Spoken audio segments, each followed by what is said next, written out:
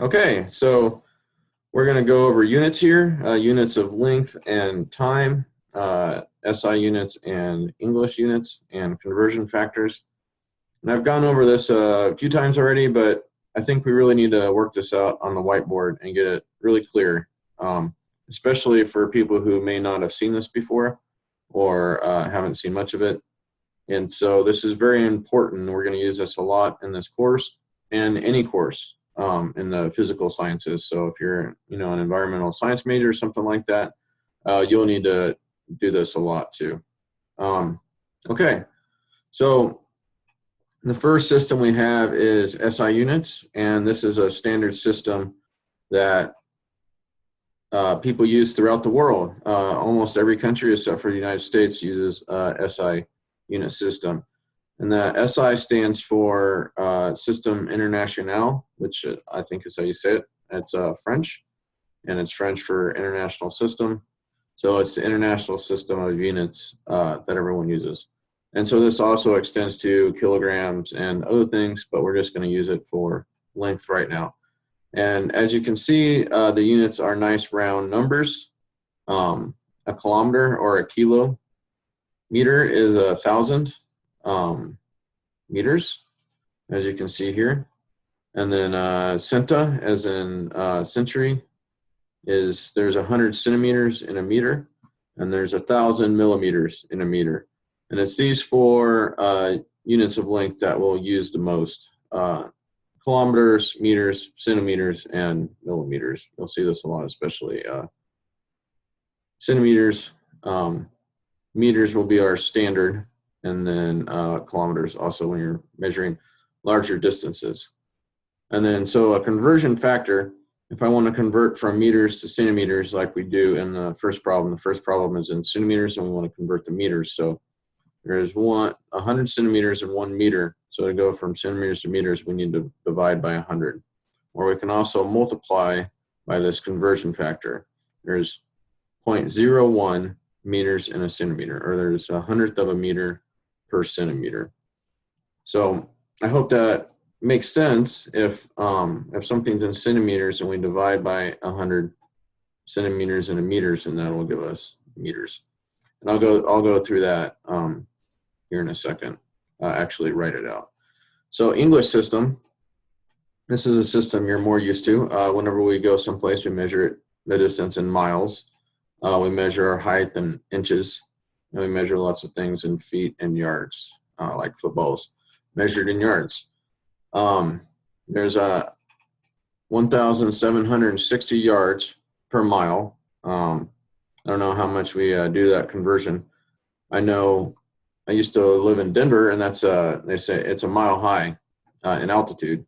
So that's 5280, 580 or 5,280 feet per mile. And that's pretty standard. And also 12 inches or 5,280 feet per mile. And then there's 12 inches per foot. And I think everyone should be pretty comfortable with that one. So we'll also need to use those. And we won't be converting a lot of those. There's not a lot of unit conversion problems. One thing we'll need to do is convert from miles to kilometers. And, that's something that if you drive in another country, it'll be in kilometers per hour instead of miles per hour. And then distances will be in kilometers. So if you're used to being in other countries, you might, in the United States, you might be used to this conversion. So there is 1.609 kilometers per mile. That means a mile is a little bit longer than a kilometer. There's about a kilometer and a half per mile, with a little bit more than that. So we can inverse that, and we can say that there is 0.62 miles per kilometer. And the way that we get that, we take 1 mile divided by 1.609 kilometers in a mile, and that's how we get 0.612 miles per kilometer. And that's our conversion factor. So we'll also need to do that in part B of the first problem. Then the next thing is time. We're studying speed and velocity, which is the distance covered divided by the time it took. And so these are all the units of time that we use: a year, day, hour, and minute, and seconds. And so it breaks down just like this, and I calculated this on the calculator, but it's better to write down like this. And then we can also abbreviate each one of these. Obviously, you're all familiar with these ones. Sometimes we use these abbreviations, and sometimes there's other abbreviations we might use too. For example, like YR for year, or HR for day or hour, something like that. So the way we figure out how many seconds there are in a year is we do unit analysis like this. This is basically a unit conversion from years, from year to seconds. And so I think the best way to show this is to cross this out. So we see the equation here, and there's 365 days per year, and that's multiplied by 24 hours per day. So if we multiply these together, that's going to be days divided by days, which is 1. And so we can cross that out because it's like 1 over 1 is 1. 1 day per 1 day is 1. And so these units cancel out like that. And so 365 times 24 is how many hours there are in a year, and we can calculate that.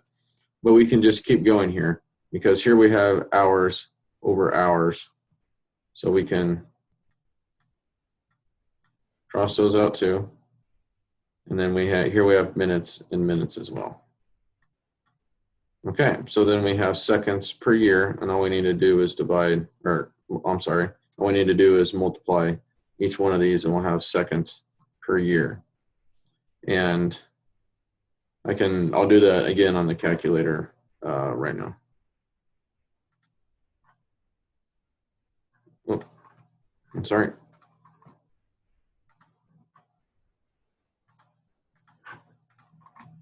Okay, hold on a second.